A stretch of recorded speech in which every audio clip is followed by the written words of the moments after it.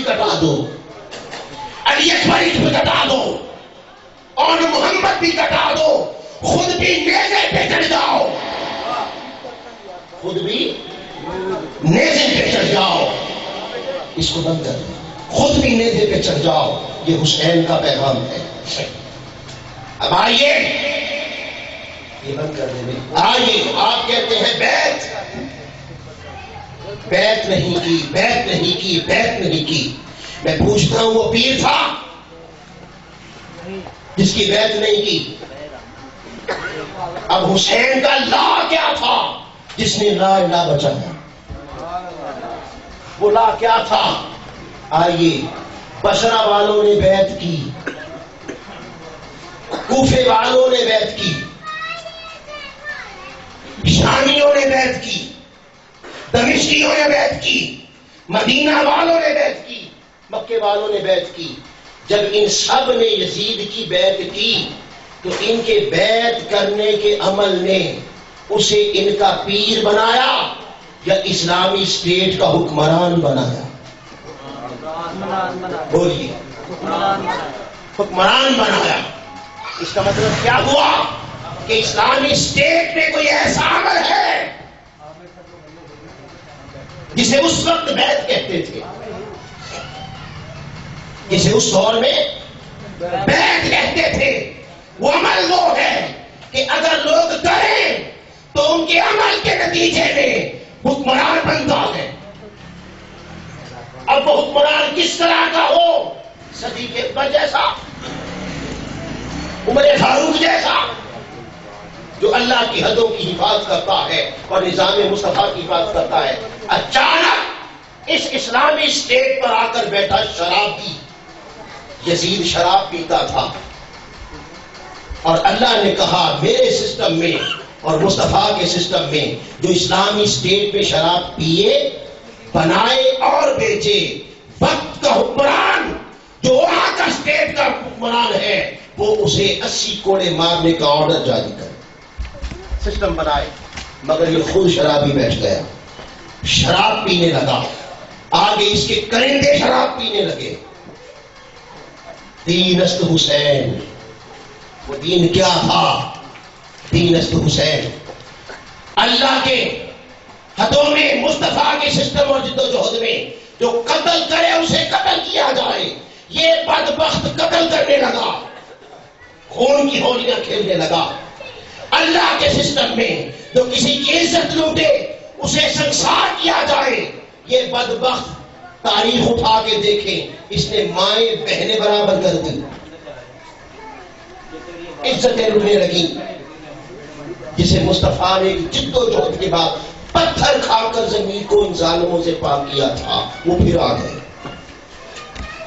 پھر آ گئے۔ چوریاں ہونے لگی، ظالم خود چور اور چوروں کو مقرر کیا۔ نعمان بن بشیر جو کوفے کے گورنر تھے، اللہ اور اللہ کے رسول کے حقوں کے محافظ تھے، اسے ہٹا دیا، ابن زیاد کو لے آیا، ابن زیاد کو لے آیا۔ ولید بن عتبہ مدینے میں جو اللہ اور اس کے رسول کا حیا کرنے والا تھا، اسے ہٹا دیا، مروان بن حکم کو لے آیا تاکہ اس کی معاملات چلیں اور کوئی اس کے سامنے نظر نہ اٹھائے۔ جب اللہ اور رسول کی وہ جد و جہد جو 21 سال میں جس میں آقا میں پتھر کھائے تھے، جس میں حضور علیہ السلام نے جنگیں لڑی تھی، جس میں 3 سال قید کاٹی تھی، جب ایسا شخص بیٹھا اور انہوں نے بٹھا دیا، انہوں نے جنہوں نے بیعت کی، جب انہوں نے بٹھا دیا تو حسین نے کہا لا، ساری سلطنت اس کو قبول کرتی پھرے، حسین قبول نہیں کرتا۔ ایک شرابی کو، ایک غنڈے کو، چوروں کی سرپرستی کرنے والے کو، ڈاکوؤں کی سرپرستی کرنے والوں کو،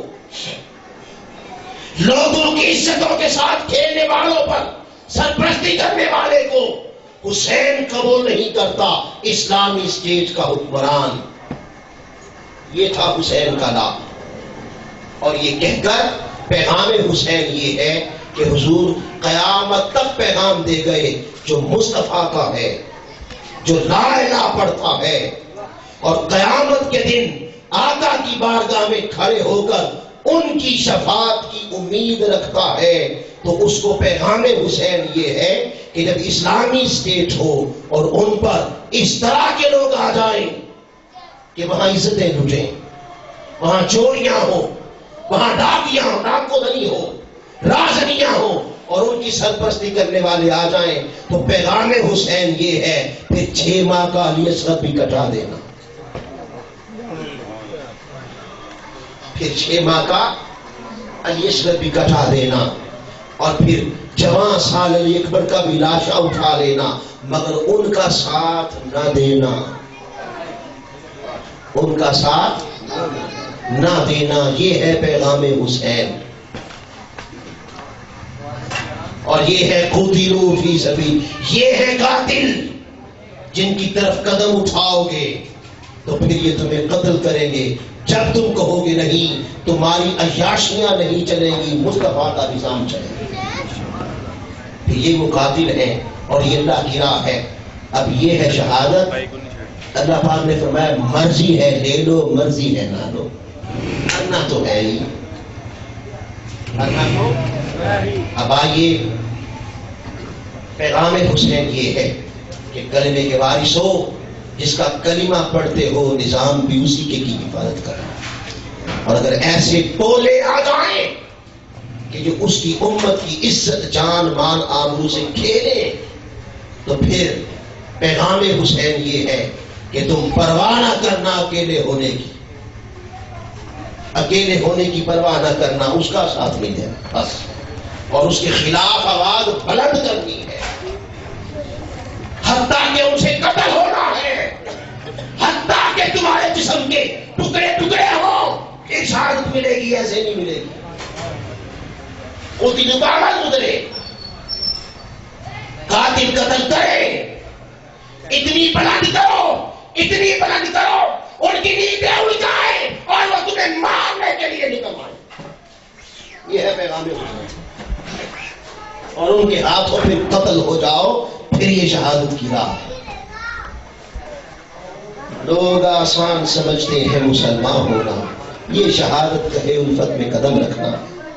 اب آئیے پیغام حسین اس مصطفیٰ کریم صلی اللہ علیہ وسلم کے نظام اور دین کو بچانے کے لیے امام حسین نے کیا کیا۔ اب آئیں آگے یہ پڑھتے ہیں۔ 2 محرم الحرام کو آپ کربلا میں آ گئے، یہ میں شاید بیان کر چکا ہوں۔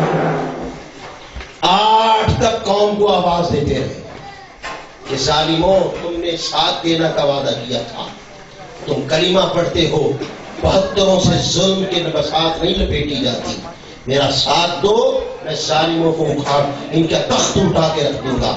ایک عبداللہ بن وہب بن عبداللہ کل بھی نکلے، یہاں پر علماء کرام بیٹھے ہیں، اور حضور آپ کی اجازت سے میں ایک جملہ کہہ رہا ہوں، ایک جملہ کہہ رہا ہوں، وہ یہ کہہ رہا ہوں کہ اہل حق حق بیان کرنے والے اور منبر رسول پر بیٹھ کر اس کا حق ادا کر دینے کی کوششوں میں لگے رہنے والے کے لیے یہ بہت بڑا میسج دے رہا ہوں۔ کیا وہ یہ نہ سمجھیں اور یہ امید نہ رکھیں، یہ خواہش نہ رکھیں کہ وہ بڑی دلیلیں سنائیں گے تو دل بدل جائیں گے، وہ قرآن پڑھ کے سنائیں گے، قرآن کی آیتیں سنائیں گے تو سننے والے کے سب کے دل بدل جائیں گے۔ ارے نہیں، حسین تقریر کرے کربلا میں، تقریر حسین کی ہو، مصطفیٰ کے بیٹے کی ہو تو صرف اور بدلتا ہے۔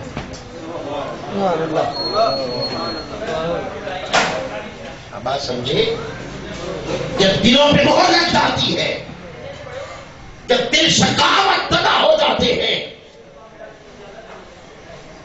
اور موت یاد نہ رہے اور پیسے اور انعام اور عہدوں کی لالچ آ جائے دلوں میں، تو سن لو تقریر حسین کرے